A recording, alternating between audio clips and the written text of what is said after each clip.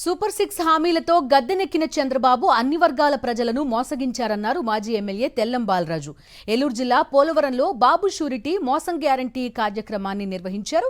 కూటమి సర్కార్ను ప్రశ్నిస్తున్న వైఎస్ఆర్సీపీ నేతలు కార్యకర్తలపై అక్రమ కేసులు బనాయిస్తున్నారని మండిపడ్డారు.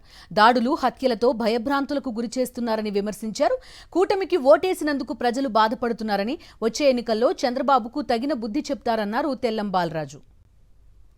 ఎన్నికలకి ముందు హామీలు ఇచ్చి మేనిఫెస్టో అంటే ఒక భగవద్గీతగా, ఒక ఖురాన్గా, ఒక బైబిల్గా నేను భావిస్తానని చెప్పి మరి అలాంటి పవిత్రమైన మేనిఫెస్టోని ఈరోజు చంద్రబాబు నాయుడు తొంగలో తొక్కి ఈరోజు ప్రజల్ని వంచిస్తూ ఇంకా బుకాయిస్తూ వైసీపీ శ్రేణులపైన మరి ప్రశ్నిస్తుంటే అక్రమంగా కేసులు బనాయించి అక్రమంగా జైలుకు పంపడం, అడ్డొస్తే దాడులు చేయడం, హత్యలు చేయడం ఈరోజు పరిపాలన ఈ ఏడాదంతా కూడా పూర్తయింది.